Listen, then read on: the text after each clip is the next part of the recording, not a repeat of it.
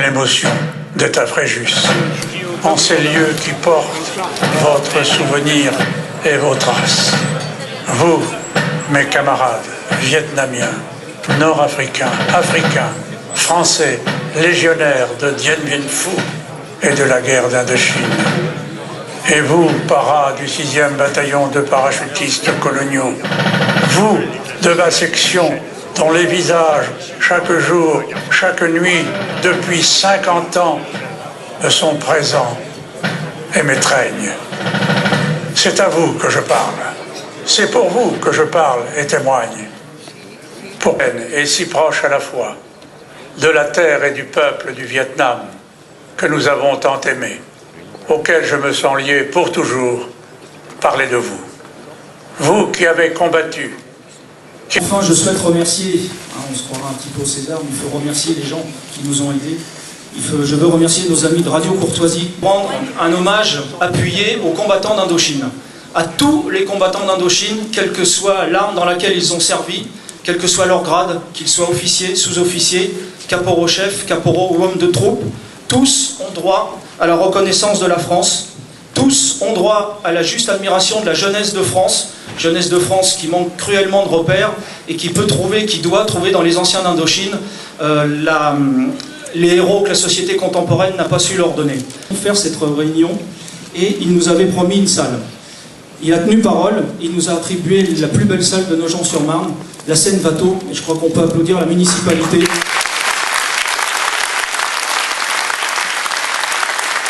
Le maire viendra en fin d'après-midi, normalement pour vous dire quelques mots. Comme vous le disiez tout à l'heure, en effet, vous êtes allé voir monsieur le maire et c'est tout à fait naturellement que quand vous avez présenté votre projet, puisque c'est ainsi qu'on a décidé maintenant de s'engager depuis plusieurs années dans le travail de mémoire, quand vous avez présenté votre projet de journée d'études, il était tout à fait normal qu'on vous mette à disposition une salle qui aujourd'hui est très bien remplie en plus, et ça nous fait toujours très plaisir de travailler sur ces thèmes, puisqu'on le disait il y a quelque temps, et en rappelant une phrase de Winston Churchill, qui disait « Un peuple qui oublie son passé... »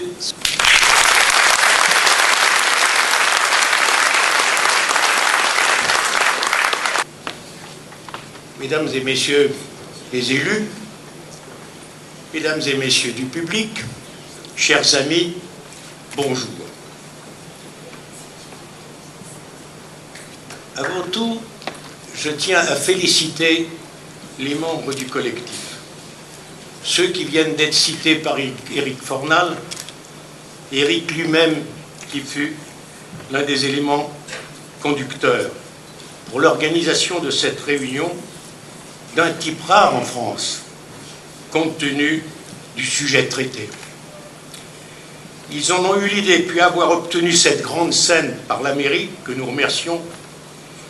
Ils ont aménagé, préparé, créé tout ce que ce thème exigeait, et la réunion, grâce à vous, semble être une grande réussite.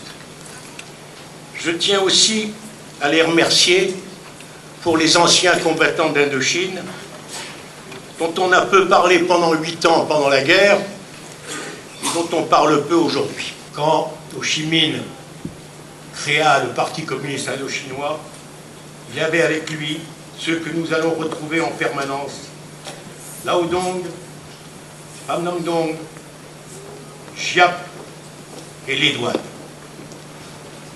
Donc ce soir, merci de votre présence et bravo au collectif. Je tiens à saluer et remercier chaleureusement le comité d'organisation qui a permis et soutenu la projection d'un film dont l'objet premier, l'objet essentiel, est d'honorer les soldats morts à Dien Bien Phu pour le Vietnam, pour l'Indochine, pour la France, au nom de l'idée de liberté qu'elle incarne et porte au monde. Le film « Le sacrifice, Dien Bien Phu, 1954 » est né et s'est fait dans la passion, avec le souci d'être hommage et appel à l'exemple. Passion. Passion de toute une équipe, chef opérateur, ingénieur du son, chef monteur, régie, post-production. Une équipe habituellement habituée à travailler sur des sujets de fiction et soudain transplantée dans la guerre, soudain réunie dans la crypte du mémorial de Fréjus face au colonel Jacques Allaire, ancien du 6e bataillon de parachutistes coloniaux, le bataillon Bijard, combattant de Dien Bien Phu.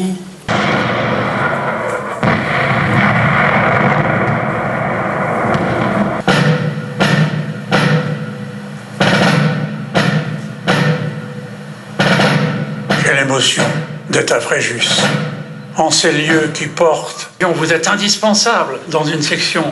Chaque fois qu'il y a quelque chose de bizarre, vous nous l'indiquez. Et quand il n'y a rien à manger, dans la brousse, dans la jungle, vous trouvez toujours quelque chose, parce que vous connaissez, et nous, on ne connaît rien. Et avec vous, il y a les PIM, les prisonniers internés militaires. Eux aussi, je les revois. Mais un malheur n'arrive jamais seul. On apprend que le colonel Pirotte, qui commandait l'artillerie, s'est suicidé. Parallèlement à la progression du bataillon, le 8e bataillon de parachutistes coloniaux progresse au nord. Le Vigourou nous apprend qu'il vient de s'emparer d'un canon. Quelques secondes plus tard, son radio annonce que son chef est tué d'une balle. Alors, considérant qu'on avait suffisamment récupéré de matériel, et compte tenu des pertes que nous venions d'avoir, le commandant Bijard ordonne le repli. Les gars sont fatigués, c'est certain, mais ils ne le montrent pas, ils sont toujours opérationnels. La barbe a poussé, les visages sont grisâtres par la poussière, remués par les explosions. Nous avons les oreilles qui bourdonnent par le bruit des obus, des mortiers, des mitrailleuses et des canons, mais nous tenons.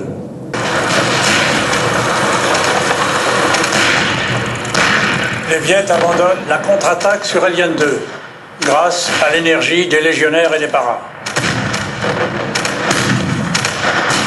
À l'ouest, Huguette 7 est tombé, le sous-lieutenant Tello a été tué. Tranché au bas de la colline, prépare les vagues d'assaut.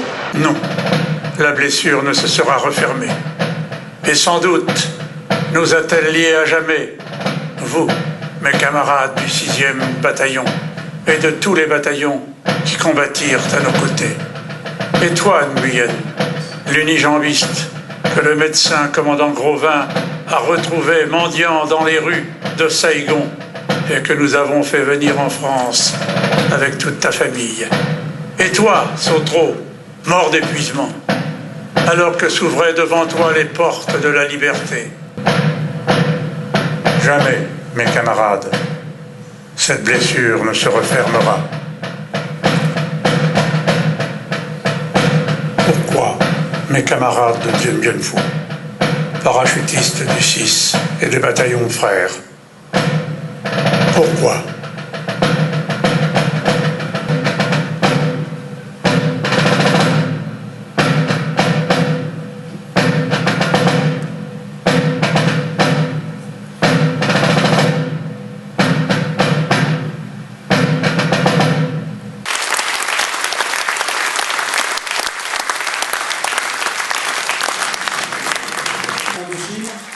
L'Algérie derrière, un grand monsieur, une grande figure des parachutistes coloniaux. À ses côtés, le médecin colonel Wang, on peut applaudir aussi. Pendant 13 ans, le colonel Wang a été servi comme médecin dans les parachutistes sud-vietnamiens. Il a fait toute la guerre bien avant l'intervention américaine et jusqu'à la chute de Saigon, le 30 avril 1975. Merci mon colonel d'être parmi nous. D'unité en Indochine. Il y a eu Gallieni, il y a eu Lyoté, il y a eu Foch, il y a eu des grands qu'on appelait des officiers de la coloniale à cette époque-là. Il y a eu la Légion, bien entendu, mais le militaire est détaché de tout problème matériel, pourvu qu'il ait une gamelle le matin et une le soir. Le militaire était là par... je dirais pas par idéologie, par l'envie de voir du pays. Mais ça, c'est la colonie. En ce qui concerne 39-40, 45, le général de Gaulle estimait que la grandeur de la France ne valait que par son empire. Donc, il souhaitait que nous revenions, que la France revienne en Indochine.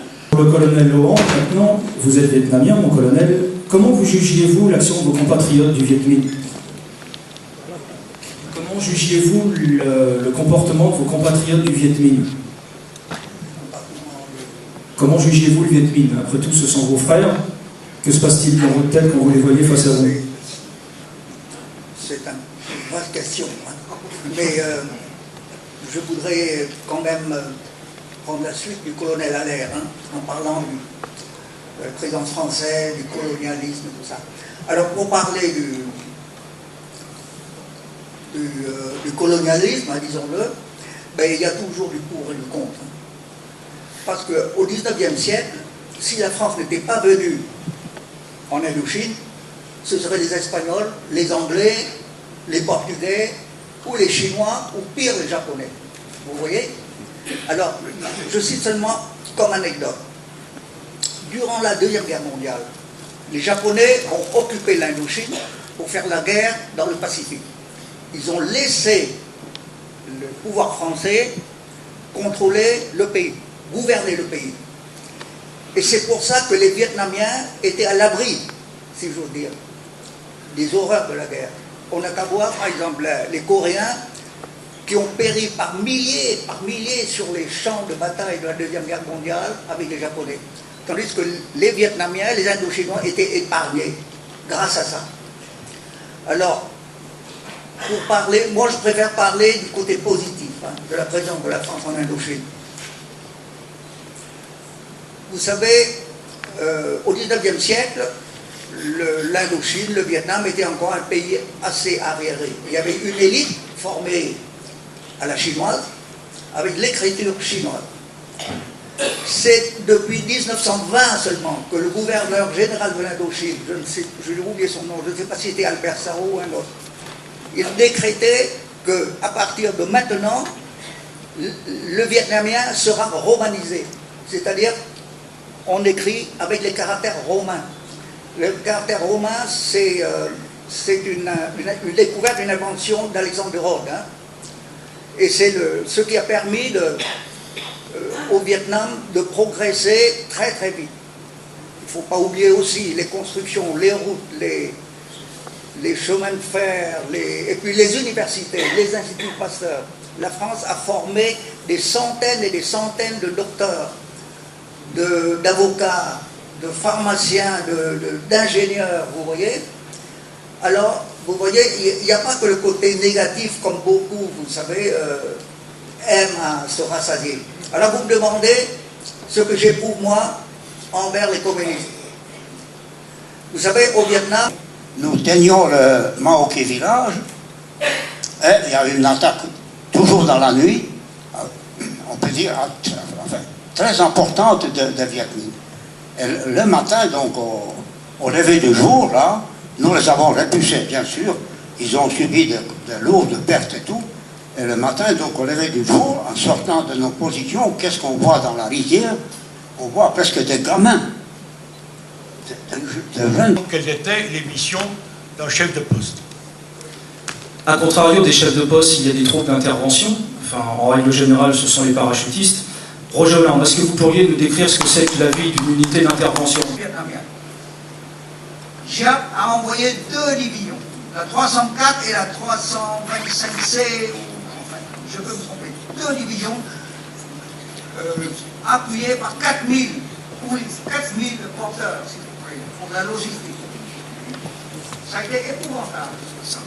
Et Giap s'était mis dans la tête, vous savez, si je pouvais prendre Kherson, comme j'avais capturé, comme j'avais conquis Dien Bien Phu, vous savez, Le Dien Bien Phu, car le centurion fut aussi le bon samaritain, car celui qui aura donné la plus petite goutte d'eau au plus petit d'entre les miens, c'est à moi qu'il l'aura donné.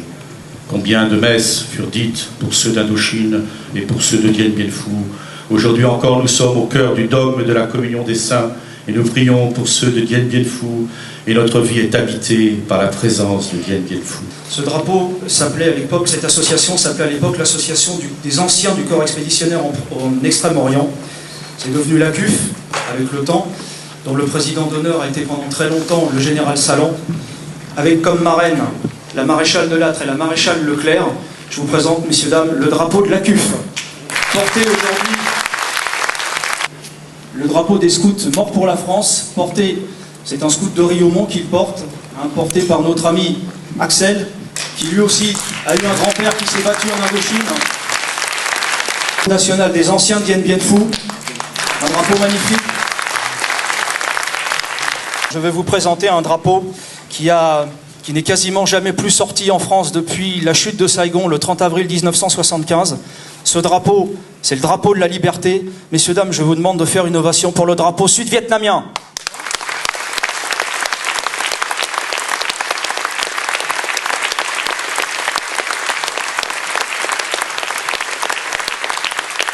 Drapeau sud-vietnamien. Le drapeau de la liberté qui reflètera un jour de la frontière de Chine à la pointe de Camao et qui renverra dans les poubelles de l'histoire le drapeau rouge du sang des victimes. Ce drapeau est porté par le capitaine Tran, président des parachutistes sud-vietnamiens et qui a connu 9 ans de camp de rééducation après la chute de Saigon. On peut applaudir le capitaine Tran.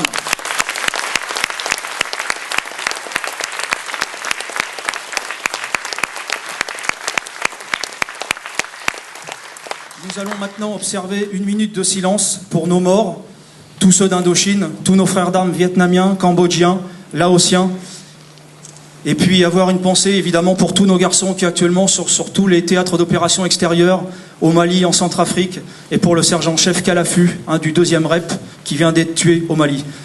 Aux morts. Adieu.